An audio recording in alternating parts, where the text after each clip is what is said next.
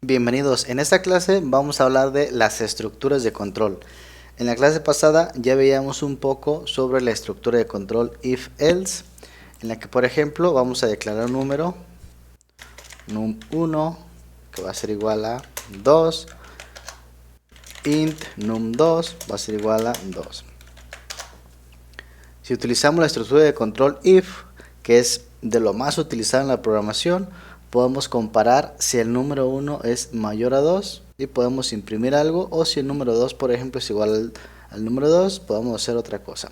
Entonces en este caso, simplemente para finalizar esa parte del if else, vamos a comparar si número 1 es igual a número 2, entonces vamos a imprimir algo. En las clases pasadas no imprimimos los resultados, pero en esta clase podemos imprimirlas utilizando la consola. Para utilizar la consola y ver salida de nuestra comparación, o por lo menos ver un resultado, vamos a utilizar la palabra console. Y ahí el IntelliSense nos da la ayuda, WriteLine. Ponemos un tab para que se autocomplete, paréntesis, punto y coma, y dentro de llaves dobles podemos utilizar aquí la consola para escribir mensajes de salida. En este caso podemos poner num1 es igual a num2. Para que nosotros podamos ver esta salida hay que detener el flujo de la aplicación en este punto donde se va a ejecutar el formulario. Yo voy a poner ahí un break, voy a poner por ejemplo pulsando la tecla F9, nos está deteniendo, vamos a ponerlo ahí, un punto de interrupción, lo ponemos en esta línea de código donde se abre nuestro formulario. Yo voy a ejecutar con F5 y vamos a ver qué sucede. Cuando ejecutamos nuestro proyecto, en mi caso como tengo el antivirus ahí activo, siempre lo analiza antes de poder ver el resultado de lo que mi formulario realiza. En este caso, aquí vamos a esperar un poco en lo que el antivirus termina de analizarlo para ver los resultados aquí en la salida, aquí en el output que vemos aquí. Entonces vamos a esperar un poquito. De hecho voy a detener mi antivirus para que no me esté molestando. Le voy a poner detener, desactivar 5 horas. Y podemos ver por ejemplo que aquí se detiene en la línea 141 y ese texto que yo imprimí en consola num1 es igual a num2. Haciendo la comparación con la estructura de control if, vemos que aquí nos está diciendo num1 es igual a num2. Bien, entonces voy a detener acá y vamos ahora a, yo voy a comentar este código con control KC. Con esa combinación de teclas voy a hacer un comentario de todas las líneas seleccionadas. Ahora vamos a hacer acá una estructura de control diferente. Vamos en esta ocasión a ver el bucle for. En este caso es una estructura también muy conocida. Vamos a definir cómo es la sintaxis aquí en C#, que es muy parecido en la mayoría de los lenguajes de programación, utilizando la palabra reservada for. Vamos a abrir paréntesis y dentro de los paréntesis vamos a hacer una iteración. En este caso yo quiero definir dentro del paréntesis una variable de tipo entero que se va a llamar por ejemplo y ahí lo voy a igualar a 0.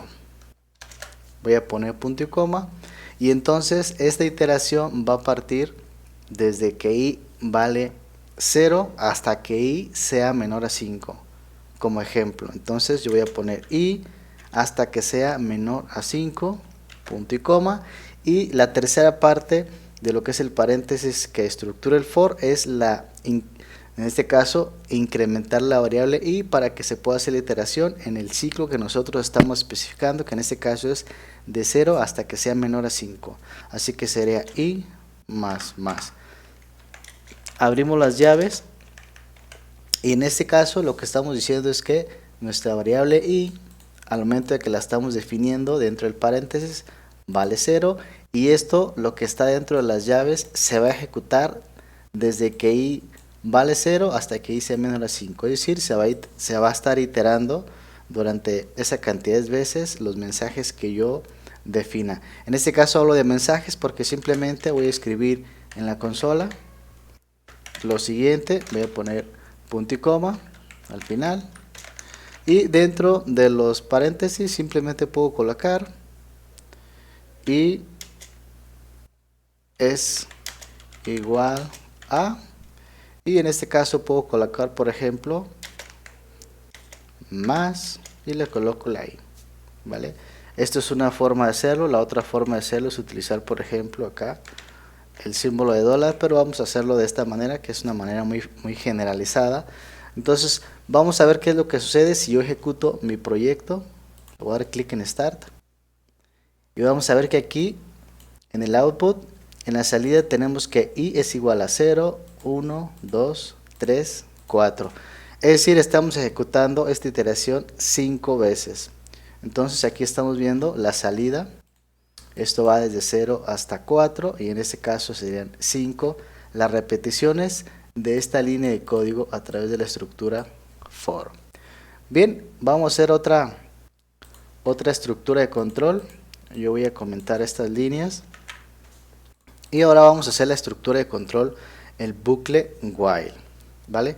Vamos a poner acá bucle while, la estructura de control while, y la sintaxis es: vamos a partir de la palabra reservada while, vamos a abrir paréntesis y dentro de los paréntesis vamos a definir algo. En este caso yo quiero que esta iteración se ejecute mientras que una variable x que yo voy a definir sea menor a una cantidad que también voy a especificar.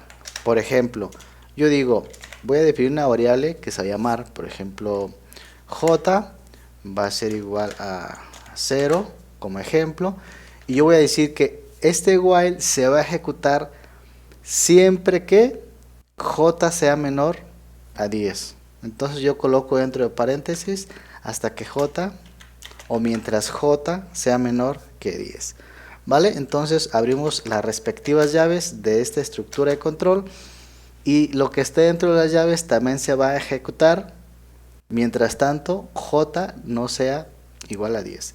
En este caso, ¿qué voy a hacer yo? Voy a traer otra vez a escribir console writeLine y aquí dentro de paréntesis voy a colocar, por ejemplo, el valor de mi variable j es, y aquí utilizo j. Ahora, para que esta estructura de control no se quede en un ciclo infinito de que nunca finalice, es importante que aquí entendamos que nuestra variable en juego es la que tenemos dentro de los paréntesis. Es decir, nosotros tenemos que cuidar que esta variable cambie su valor para que esta estructura de control se corra de manera definida. Es decir, una cantidad de veces, que es lo que nosotros necesitamos. En ese sentido, lo que debemos de cuidar es que el valor, en este caso de j, vaya incrementando hasta que llegue al valor que nosotros estamos estableciendo como un valor tope, valor límite de esta ejecución de la estructura de control. Así que hay que poner j más o j más igual a 1, como ustedes prefieran. Seguramente los que ya han visto esto en Java o cualquier otro lenguaje es muy familiar para ustedes. Entonces ejecutamos nuestro código en Start, se detiene aquí. Otra vez lo voy a dar ejecutar y vamos a ver que aquí en la salida dice el valor de mi variable j es 0, 1 y hasta 8, 9 y finaliza, ¿vale? De esta manera estamos viendo cómo interactuamos con una estructura de control while. Bien, vamos a hacer un ejercicio final para terminar esta clase, que vamos a utilizar una estructura de control que también es bastante chévere, que es la estructura de control for each. En este caso vamos a iterar una colección de algo. Yo voy a comentar aquí este código, control KC, y aquí vamos a hacer la estructura de control for each. Entonces, la estructura de control for each también me permite hacer una iteración. En este caso yo quiero hacer una iteración dentro de una colección que yo quiero trabajar. En este caso puedo tener un array, por ejemplo, de números, un array de textos, un array de números, textos, etcétera, etcétera, y quiero hacer esa iteración del array para mostrar en pantalla todos los valores que tiene mi colección dentro del array. Entonces, para eso vamos a definir un array de cadenas como ejemplo. ¿Cómo se define un array de cadenas? Utilizando el tipo, que en este caso es string, y vamos a enseguida del tipo de dato colocar corchetes cuadrados, ¿vale? Luego definimos el nombre de nuestra variable, puede ser por ejemplo frutas, puede ser por ejemplo colores, puede ser coches, como ustedes deseen. Y acá vamos a hacer igual, abrimos llaves y colocamos al final punto y coma. De esta manera nosotros estamos definiendo un array de strings, ¿vale? Es un array de cadenas. Entonces dentro de las llaves, para definir los valores de nuestro array, vamos a colocar entre comillas dobles. Por ejemplo, si es frutas, manzana, puedo decir por ejemplo durazno, puedo decir por ejemplo pera, puedo decir por ejemplo fresa o frutilla, y también podría ser por ejemplo cereza. Bien, entonces tenemos aquí nuestro array, hay que iterarlo, que es la intención de hacer el ejercicio. Entonces acá por ejemplo decimos que vamos a iterar cada elemento del array, ¿vale? Entonces para hacer la iteración utilizamos esa estructura de control que se llama for each, y este for each, vean que aquí el IntelliSense ya me sugiere para autocompletar el código. En este caso es abrir paréntesis, vamos a definir una variable temporal de tipo string que le vamos a llamar fruta, y vamos a colocar la palabra reservada in espacio y colocamos el array que vamos a iterar. Abrimos las llaves y entonces ¿qué sucede acá? Que yo estoy definiendo una variable temporal de tipo string. ¿Por qué?